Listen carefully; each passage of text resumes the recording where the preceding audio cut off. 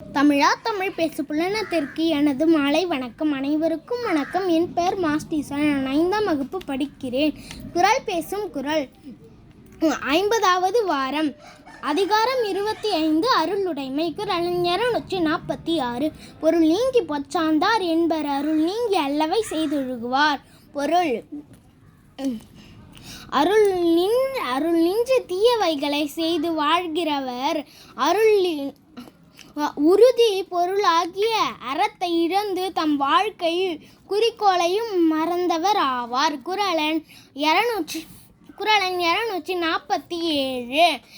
அருள் இல்லார்க்கு அவ்வுலகம் இல்லை, பொருள் இல்லார்க்கு இவ்வுலகம் இல்லாங்கி அங்கு. பொருள் பொருள் இல்லாதவனுக்கு இவ்வுலகம் இன்பமான வாழ்க்கை இல்லாதது.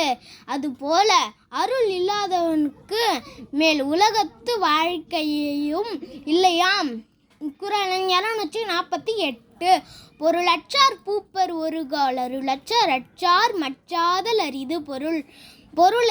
பொருளை இழந்தவர் பின்பு ஒரு சமயத்தில் அப்பொருளை பெற்று சிறந்தல் கூடும். அருளை இழந்தவர் அழிந்தவரோவார். அவர்கள் எக்காலத்திலும் அந்நிலையை விட்டு நீங்கி உயர்ந்திடவே இயலாது. குறள் 249. திருளாதான்மை பொருள் கண்டற்றால் தேரின் அருளாதான்மை பொருள் அருளாதான் செய்யும் அறம். பொருள் அருள் இல்லாதவன் மெய்யுணர்களை பயின்றும் மெய்யுணர்வை போற்ற மாட்டான். அவற்றை அருளின்றவன் நல்வினை செய்தாலும் நற்பண்ணை போற்ற மாட்டான். குறள் 250.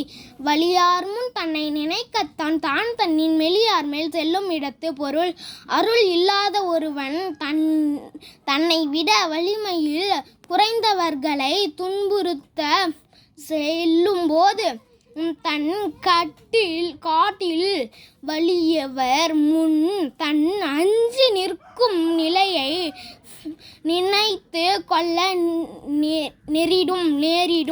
நன்றிங்கம்மா.